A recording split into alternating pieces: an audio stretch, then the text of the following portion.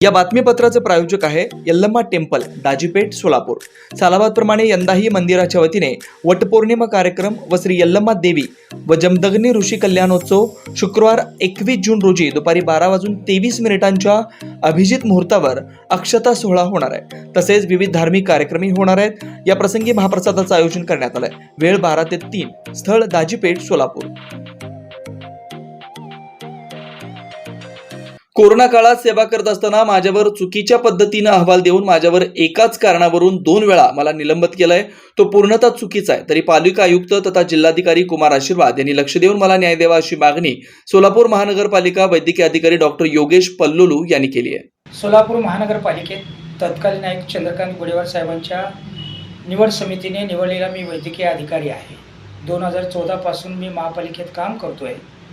2020 मध्ये कोरोना संसर्ग मध्ये माझी नियुक्ती मुद्रा सनसिटी नागरी आरोग्य केंद्राकडे आहे। त्यानुसार मी कोरोनाच्या नियमानुसार मी मुद्रा सनसिटी नागरी आरोग्य केंद्राचे कामकाज पार पाडलेले आहे। माझ्याकडून काही चूक नसताना कर्मचाऱ्यांच्या मार्फत वालचंद कॉलेज क्वारंटाईन सेंटरमध्ये कोरोना पेशंट नातेवाईकांना दाखल केल्यानंतर आणि तेथील कर्मचारी डॉक्टर्स दाखल करून घेतल्यानंतर आमची जबाबदारी संपलेली आहे। संपल्यानंतरही विनाकारण त्या कामाशी काही संबंध येत नसताना कार्यक्षेत्राबाहेरील त्या कारणाशी संबंध लावून मनपा प्रशासनाने कोरोना काळात अनावधानाने तत्कालीन आयुक्त पी शिवशंकर यांनी काही चौकशी न करता माझ्यावर सेवा समाप्तीची पहिली कारवाई केली।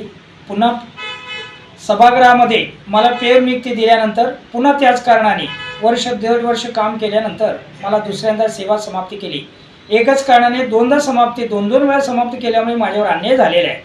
सदर अन्याय दूर होण्यासाठी मनपा आरोग्य अधिकारी मंजिरी कुलकर्णी मॅडमने मला सेवेत घेण्यासंदर्भात प्रस्ताव दिलेले आहेत। कलेक्टर साहेबांनी प्रस्ताव दिलेले आहेत। सिव्हिल सर्जन, जिल्हा आरोग्य अधिकारी या सगळ्या उच्चतम आरोग्य प्रशासनाच्या अधिकाऱ्यांनी प्रस्ताव आणि स्पष्ट निर्देश दिलेले आहेत। त्यानुसार मला शीतल तेली मॅडमनी मला कोरोना काळात काम केल्याचा कदर करून मला सेवेत घ्यावेत आणि मला न्याय द्यावेत अशा प्रकारची विनंती त्यांना मी करीत आहे।